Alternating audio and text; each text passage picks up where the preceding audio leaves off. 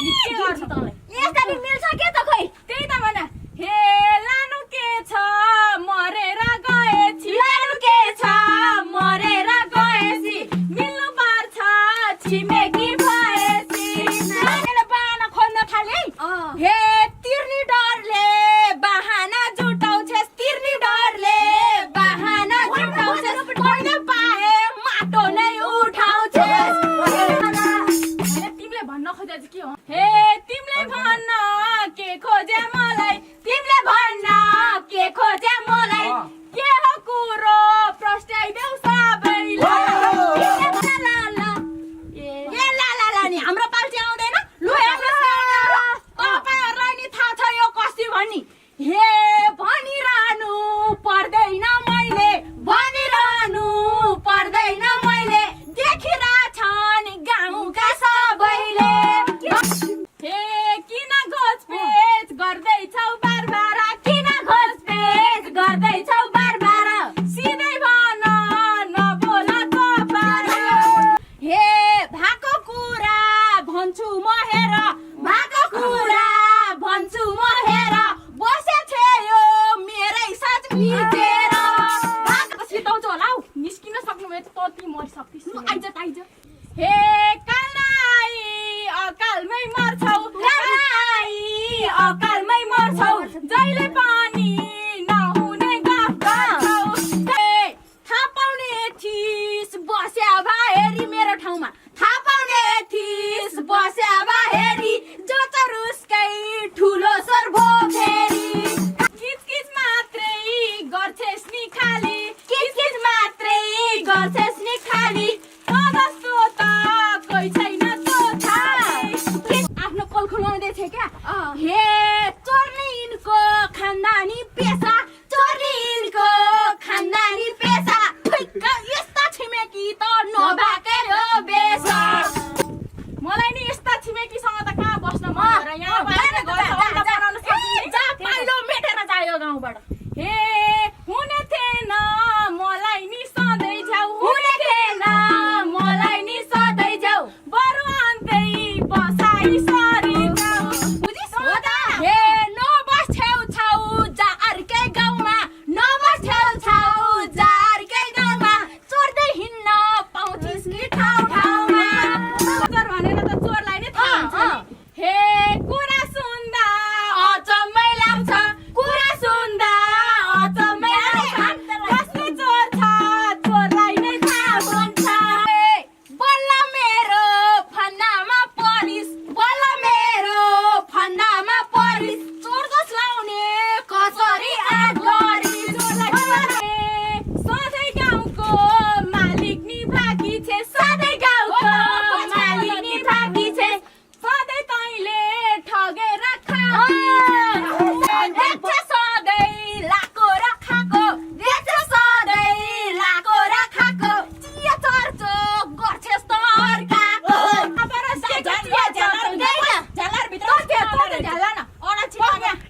हे तँलाई देखि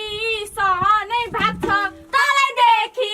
सहनै भाग्छ छिमेकी हो भन्न नि लाग्छ मेरै जुठा खाएर त अहिले यस्तो भाछेस् अहिले मलाई त्यस्तो लाजमै नभएको हे फुर्ती नला मेरै गाँस खाएर फुर्ती नला मेरै गाँस खाएर माग्न आउँथिस् जगल्टा फिजाएर को माग्ने को लोभी भनेर त थाहा भइहाल्छ होइन हो नि माग्ने त तेरो अनुहार गरेछ मलाई अनुहार चाहियो दिदी मलाई साग चाहियो लुले एक छाक खानी पानी छैन ठ्याक्क तेरो जिन्दगी तेरो मुख त हेर्न नि मन लाग्छ छैन हे काम गर्नलाई सजैले नि फकाउँथिस् काम गर्नलाई जहिले नि फकाउँथिस् खानी बेला जाऊ भनी पठाउँथिस् काम अनुहार परे हुनु पर्यो नि अनुहार नि तेरो अनुहार देखेपछि त मेरो घरमा दोसा लगेर अलछिन लाएर अलिअलि भएको छ नि यहाँ सुन तैँले गर्दा धेरै त पहिला सुनिया तैँले गर्दा धेरै थोक भएको छ तैँले गर्दा धेरै थोक भएको छ मेरो ब्याउनी गाई पनि तुरिया छ आरोप लाउनुको नि सीमा हुन्छ नि हे आरोप लगाई नबोल है छाडा नत्र म फेरि आरोप लगाई नबोलै छाडा जुत्ता लगाई कटाउँछु साडाको ठुलो सर हे अपराध गर्दै फुलाइस् नि सबै केस अपराध गर्दै खुलाइस् नि सबै केस कसले काट्छ एकछिनमा थाहा पाउले देख्दै किन ठुला कुरा गर्छेस् देख्दै किन ठुला कुरा गर्छेस् सके गर्न तैले के ने पर्छेस् पिसा जस्ता ती आँखा नपल्टा पिसा जस्ता ती आँखा नपल्टा अहिले तेरो सिधाउँछु जगल्टा नेले त काले आछ क्या हो हे काले निम्तो दिएछ तलाई काले निम्तो दिएछ तलाई पहिले छोरा देखा त लुमोलाई काले निम्तो दिएछ तलाई अब हेर कसको हे रिसमा पर्लिस गोरु चाहिँ ठटाउँछु रिसमा पर्लिस गोरु चाहिँ ठटाउँछु छुनी होइन घुर्यानै पठाउँछु रिसमा पर्लिस मैले घुर्यान कटाउन्जेल त म हातमा दही जलाएर पठाउँछु के हे अति भयो धेरै नै धम्की दिस अति भयो धेरै नै धम्की दिस ती हात खुट्टा भाँचेर फर्किलिस आउनु पर्ने थियो त झोले हुनु पर्ने थियो त झोले किन छोड्यो तँलाई भुलचालोले किन छोड्यो तँलाई मार्नलाई छोड्यो हे लान्छ तँलाई अगाडि सरी लान्छ तँलाई अगाडि सरी केही हुँदैन पहिले के हुन्छ सबैले देख्या छ के हुन्छ सबैले देख्या छ तेरो कालनी यही हातमा लेख्या छ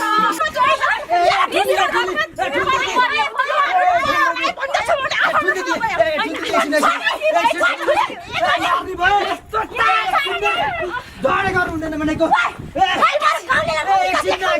गर्नुपर्छ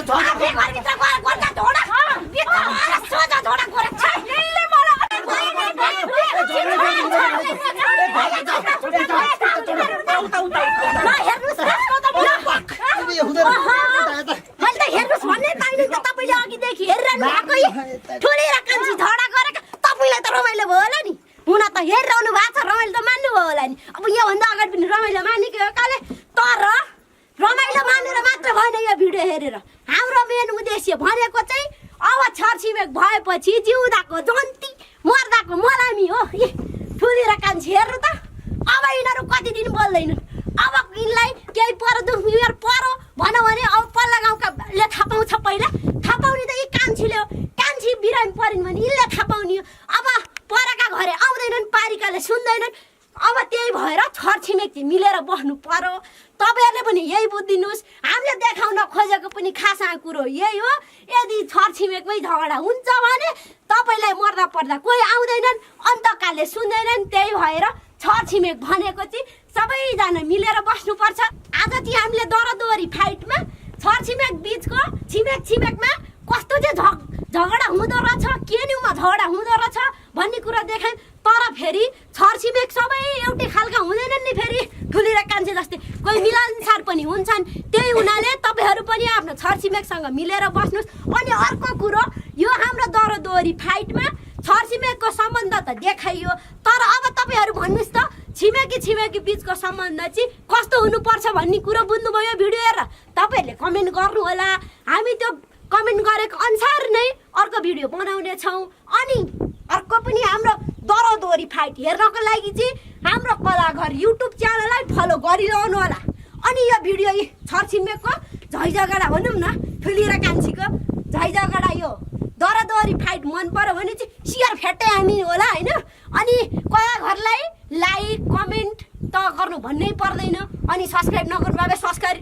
बेल आइकनमा पनि ट्याक्कै दबाइदिनु है अर्को भिडियो आयो भने